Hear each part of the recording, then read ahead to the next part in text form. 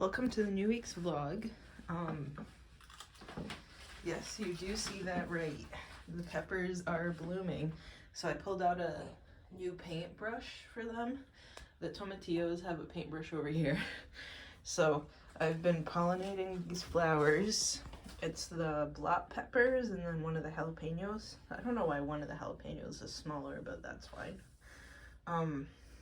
What else is happening in here? I gave the tomatillos a stake and I moved them to over here where there's better light. I gave them some stakes so that they aren't covering all the other plants. You know, the tomatillos look kind of small in that, and the pot dries out kind of fast, so hopefully I'm not stunting them, but we'll see. My little cucumber is still growing in slowly. The tip of the other plant, I guess I did break. Hopefully it grows a new head. I gave that a stake too, because I assume I did that and it wasn't Georgie, so.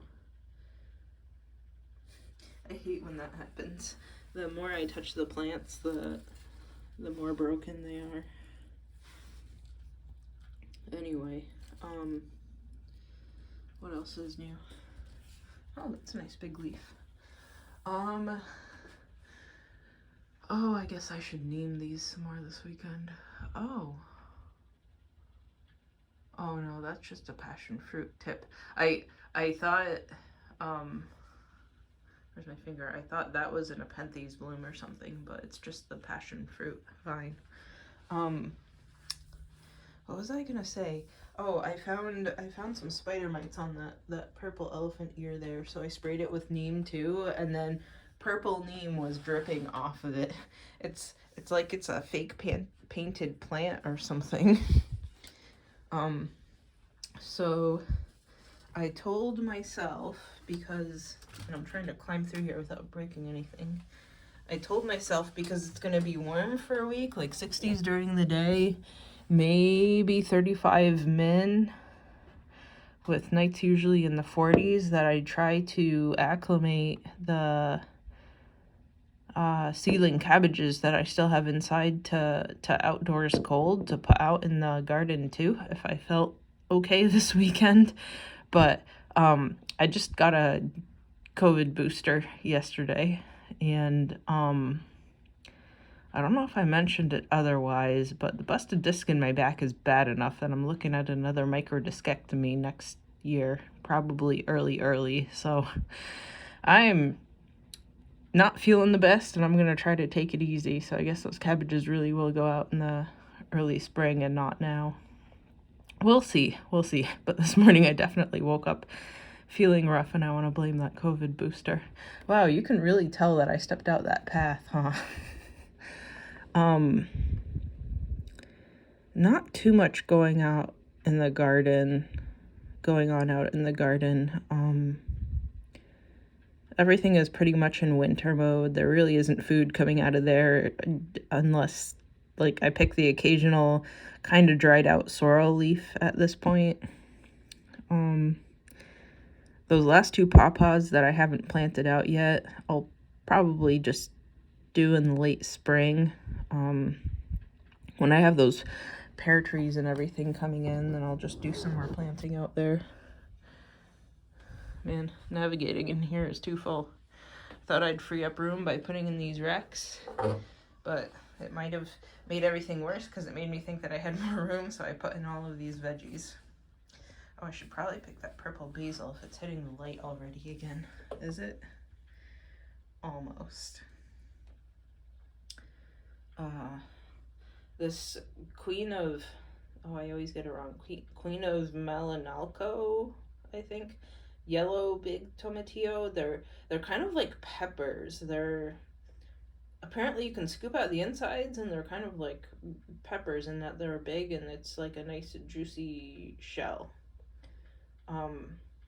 So hopefully that grows up and starts blooming at a time when this tomatillo plant is still blooming, so that I have something to pollinate it against.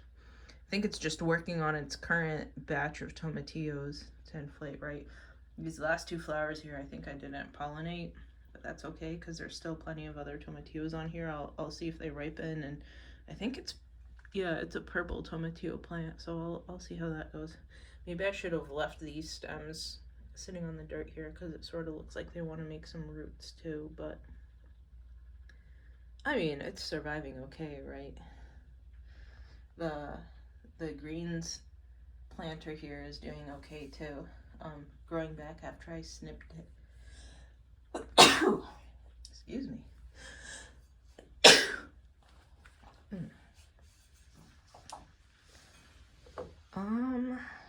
What else? Sweet potato is still not doing the best. I don't know what I'm doing with it. It didn't do well outside, and it's sort of not doing well in here either, but I'm giving it a try. Here's those cabbages, and the pink dandelions that I just planted came up. I read online that it would take something like 10 to 14 days for dandelions to come up, but these guys, I swear, came up after like 4 days. So, maybe they're a really nicely viable seed, or they sprout faster or something. Oh, look who we have. It's a moss-curled parsley. I didn't think any of them came up yet when I looked through here earlier this morning, but apparently they did. And there's another one. You see him? I can't get this thing to focus up close. Right there. So, that's exciting. So some of these guys have gemme again, and I'm gonna try to, maybe I'll plant them in here again. What else? This guy, the Kaziana by, I think it's Viking, finally made a picture for me again. Nice shapely picture, sort of like these Boschiana by Campanulatas. What else? The orchids downstairs have finally stopped blooming. All of their flowers fell off, so that's it for the year. What was I gonna show you over here? These seedlings are, you know, I don't know how people get their seedlings to look like these plants within a year. I think they're lowland seeds or something, because all of mine are intermediate or highland crosses. I'm guessing that's why they're so small. A year and a half after sprouting or whatever it was. I don't know if I showed you, but my gigantea, my ping gigantea died, and I think the condoy did too. I'm kind of bad at pings, but I'm glad to have surviving what I still have because they catch the fungus gnats. Like there's one flying around my hand right now. What else? I think maybe this Edwardsiana doesn't like sitting up here, but not quite sure what to do about it. Maybe I should move it down here because it was sort of sitting in a spot like this when it was over there on a shelf that's now water jugs, but we'll see. Maybe I should move the Clipeata to up top and the Edwardsiana to down there. Oh, and I'm glad this fern sprouted here because it's the same kind that I have outside that's been plagued by some sort of I don't think it's amelia. I think it's really bad scale. So I'm just dumping it outside. It can die with all the bugs because I tried all of the different insecticides and nothing got rid of it. But if I have another version of it sprouting here that isn't covered in bugs, then I totally want to keep it.